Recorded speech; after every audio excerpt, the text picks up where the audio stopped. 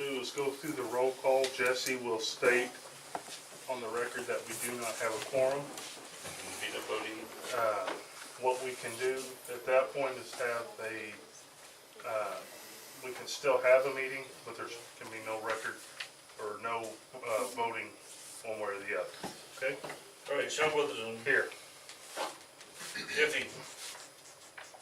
Betty Telges. Here. Jimmy Doyle. Marilyn Timmons. Here. Paul Watson. Wayne Brandt. Here.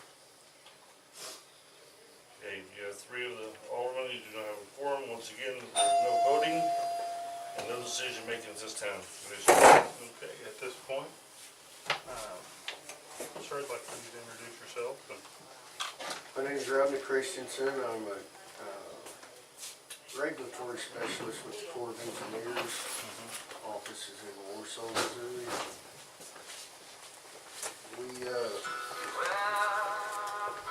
Sorry. Willie Nelson over here playing for you.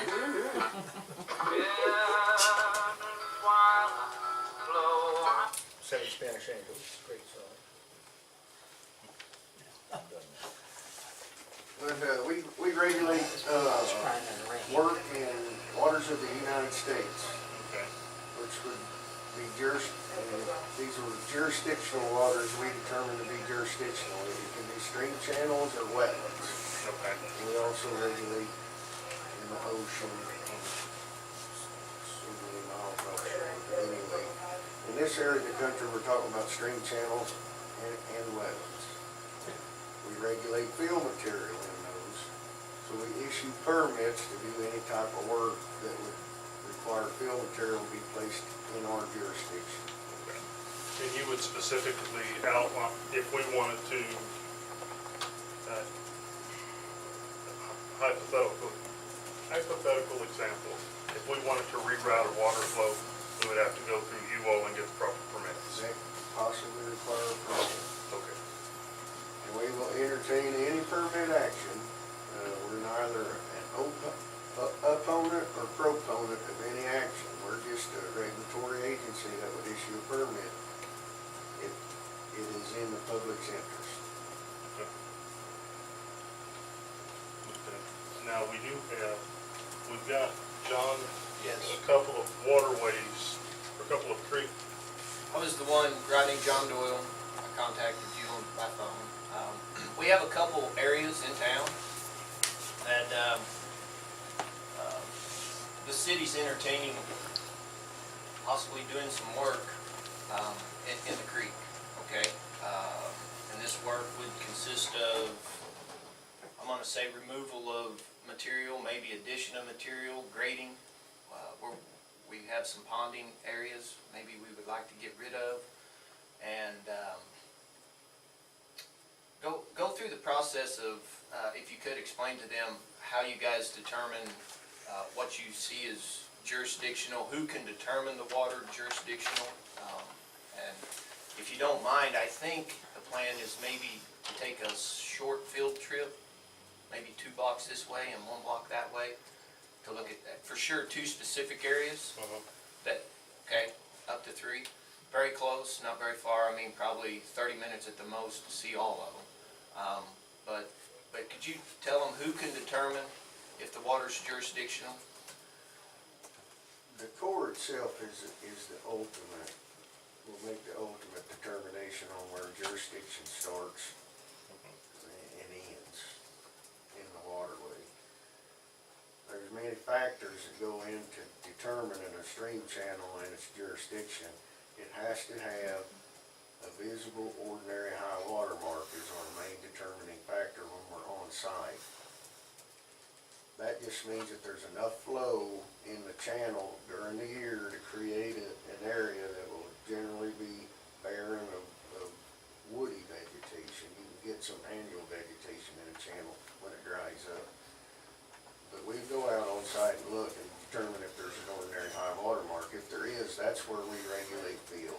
Anything that would be below this ordinary high water mark would be a regulated activity if you're placing fill within.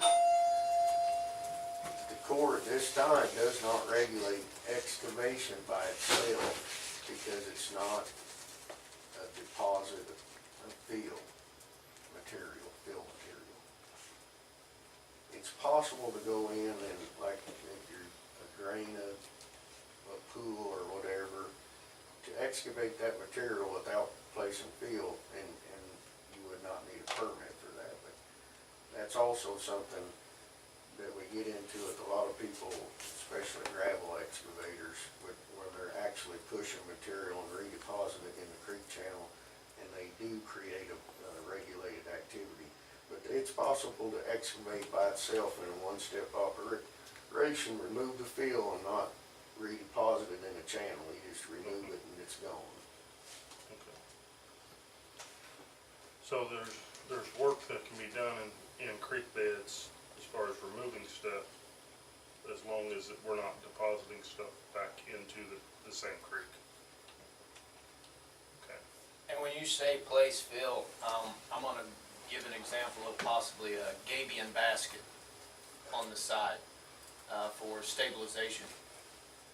If it's placed below that ordinary high water mark for stabilization, is that placement of fill?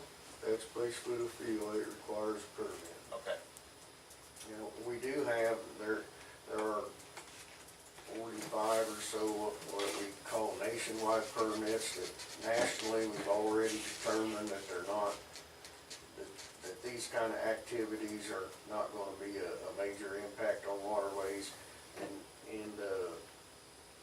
generally you can, if you abide by the conditions in those permits, you can do that activities like that, like bank stabilization has to be less than 500 foot, and there's a limit to how much material you can put below the ordinary high. But you can do those activities without actually contacting us if you don't want to. But you have to abide by the conditions of these what we call nationwide permits. Once you get into impacts that would be greater than those, usually 1/10 of an acre or 25 cubic yards of material placed. Once you get past some of these thresholds of the nationwide permits, then it would require you to contact us in an individual permit, which we would put out on public notice, so all the neighbors and other agencies could comment on it. But we'll entertain any permit action, any permit action. If you fill out a permit application, tell us what you're doing, and we'll look at it. Yeah, John, is that something that you do as a city engineer as far as applying for permits? We could.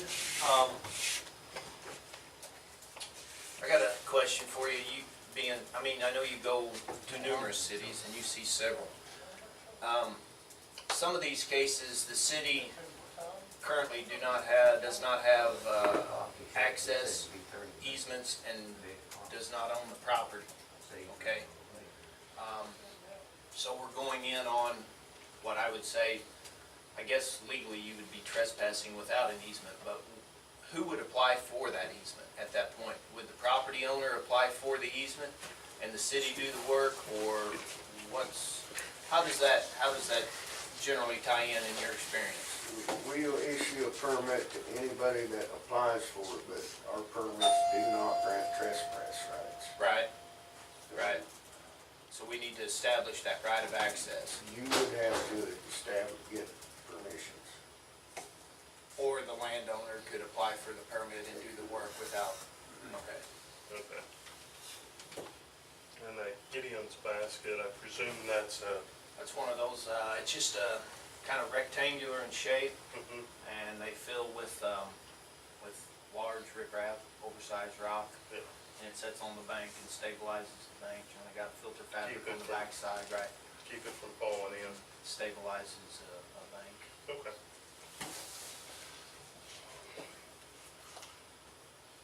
We have, I know 2 areas we're looking at. One of them is going to be the, probably grading more than anything, which I don't know if you would even determine this jurisdictional, but that is your call.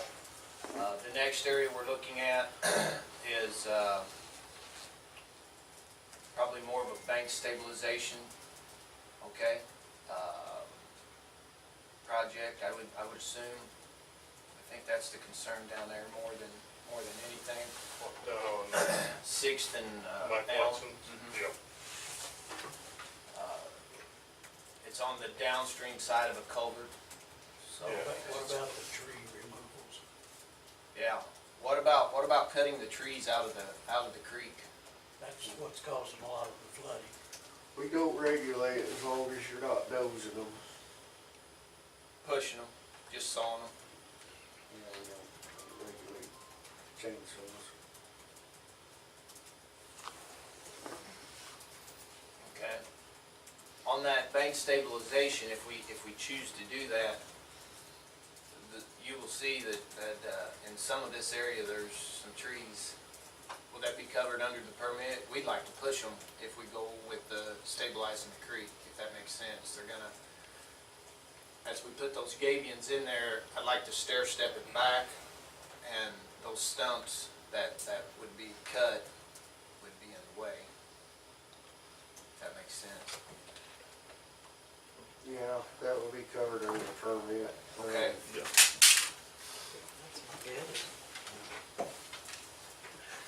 Gabion baskets are usually used in an area where there's really significant erosion, though, is it? There's a couple places pretty bad. It's cutting it. You won't see it, I don't think on the upstream side of the property you won't see it. It's more on the downstream where we're gonna probably end the project or tie in back into the bank. Some of those trees are, maybe have to go. You know what I mean? To get a clean tie-in location. We go look. I said, can we just go look? Yeah, I think we will. And then, have you talked about the one across from the Baptist church? Yeah. Put that in there? I think that's, should be the first place we start. Yeah. And then then- over there. And like I said, in the grading of this, depending on the determination, and this first place we look, you know, if you determine it jurisdictional, I don't see how we get anything through that creek. It's deep, but it's not very wide. The banks are probably neighborhood of 6 to 7 foot high. Large trees on the banks. If it's jurisdictional waters, I don't know, the width of it's probably less than 6 foot. Yeah, it's not very wide at all. Now, we will not be making, he won't be making any determinations today. Essentially, he's going down to just take a look at it, so he has firsthand knowledge of Yeah, he needs to see it. when we turn in our permits. Right. Okay. All right, well, if nobody has any more questions, would like the council to go down. We'll start at, we're gonna start at Janet's up here, and kinda come through, Bob Leonard's yard on that side, and he can see the creek real easy along his yard. And then we can load from there and go somewhere else. Sound good? Now, I have, at this point, I'm gonna adjourn this meeting. With that, because I actually have another meeting that's back to back on this.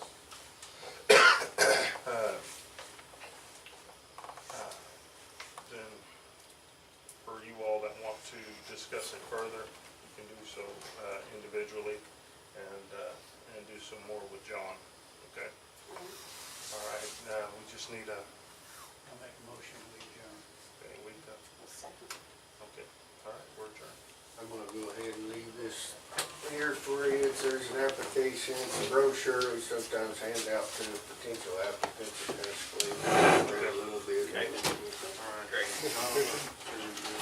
How do you spell gaming?